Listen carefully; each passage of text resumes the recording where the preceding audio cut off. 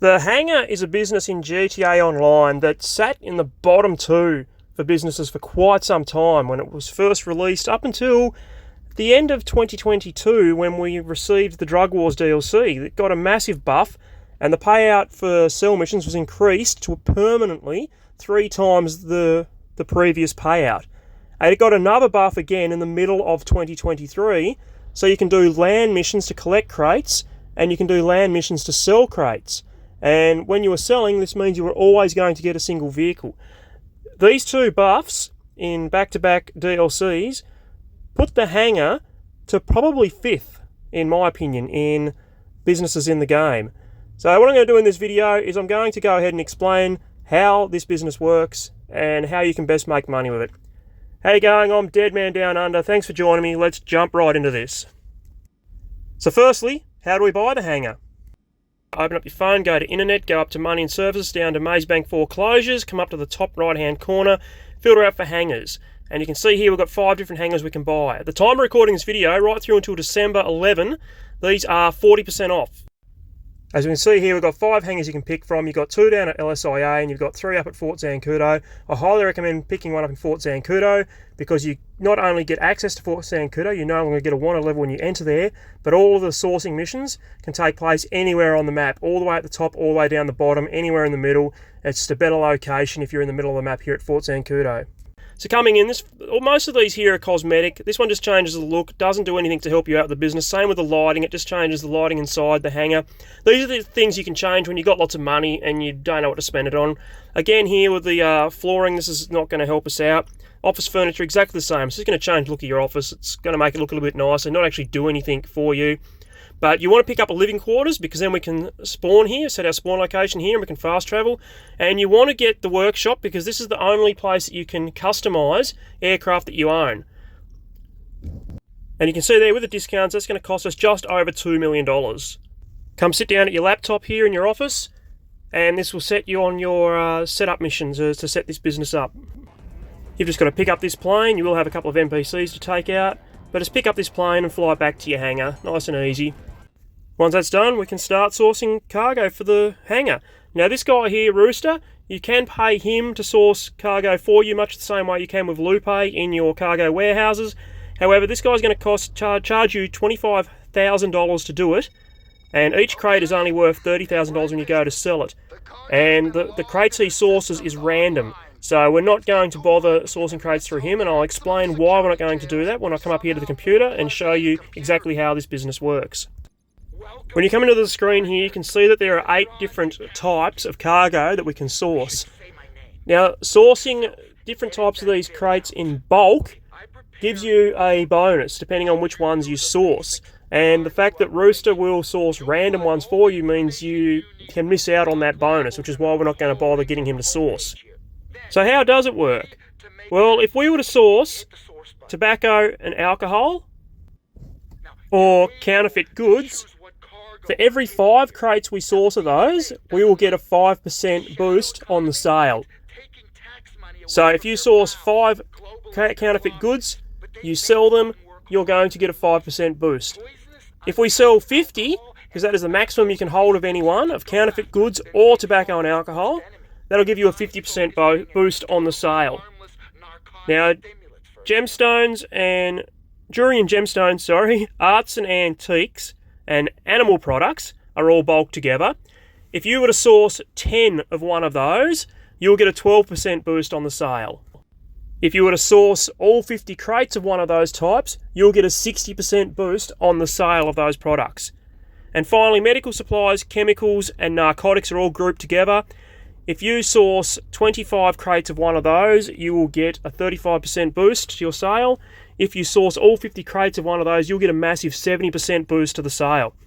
It is important to note that there is a cooldown in sourcing back-to-back crates as well. So if you wanted to source only chemicals, for example, you are going to have a small cooldown before you can source chemicals again. A good strategy to go, if you're going to grind this out completely until you fill it up and then sell straight away, swap between chemicals and medical supplies, or chemicals and narcotics.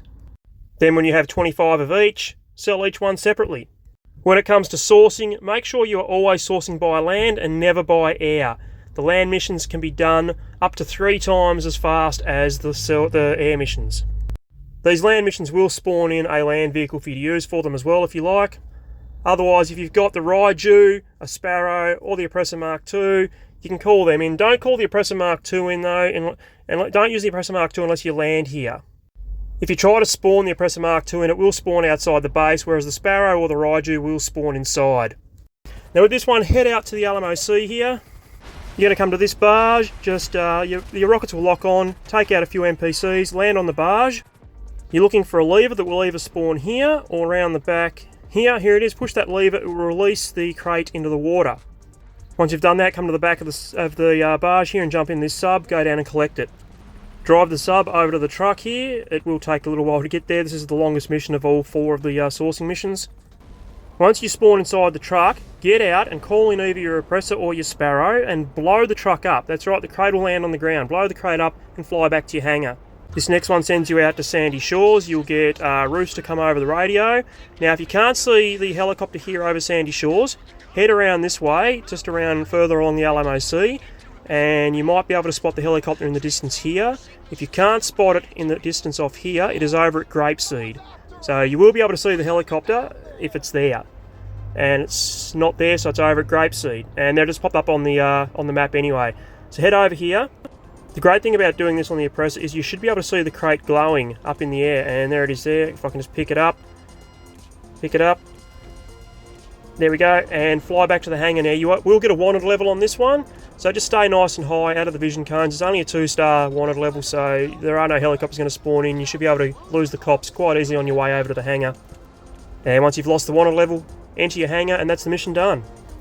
Now probably the easiest of the 4 here, you're going to go over and infiltrate a deal. The game will tell you to look for the trailer. It's this red one right here though, so don't worry about it. It's also going to tell you to pick up a truck and deliver it back. You don't have to, same as the first truck mission. Blow this trailer up and you can just pick the crate up off the ground. Just don't do what I did here and get too close to the trailer and blow your Oppressor up. Don't do that. If you do, just spawn in your Sparrow and collect it with the Sparrow and fly back to the hangar, and that's as easy as that if you don't stuff up like I did. And the final source mission you can get will send you down to a warehouse somewhere in the city. You're looking for this thing here to blow that up and that'll open the door. Fly down inside, collect the crate like this, and I missed it, and I missed it again, and there we go, and now just fly back to your hangar, and that's the mission done. Easy as that. If you do happen to own the Raiju, I suggest you use the Raiju to do these missions because it is much faster and it does spawn in the airbase for you, and you can use the vehicle over here to drive over to it.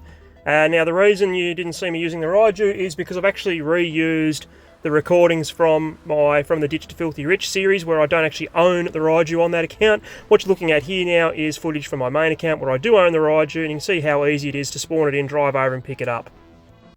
And once you've sourced your crates, it's time to sell. So let me explain the sell missions to you. You always want to sell using the land option. Like I said with the sourcing, we always want to source and sell via land. By doing this via land, you will only ever get one sell vehicle. And there are 3 different missions you can get. This one here is the little, is it the Izzy Classic? Or it's one of the Izzies anyway. You're just going around, you've got 10 drops in the city. They are all nice and close. You just follow the blue line here. You can see the blue smoke there. It's going to show you the quickest way to get there. And you just got to drop them off in each of the, you got 10 spots to drop them off in. Nice and easy.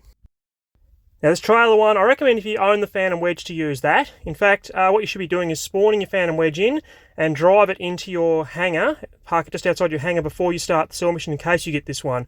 You just got one simple drop. Just reverse the trailer in and press right on your D-pad to drop it off, and that mission's as easy as that. Just watch out for the cops. You don't want a wanted level. And the final mission you can get here, I apologise about the quality of this one. This has been taken from a live stream I did. This is the Rattel. I believe that's what it's called. It's the off-road vehicle that came with the San Andreas Mercenaries DLC. You've got 5 off-road locations to drop this off at. This is probably the most annoying of the 3 of them, even though it's only 5 drops. It's all off-road, and you do get NPCs coming after you. But it's relatively easy still. They all are.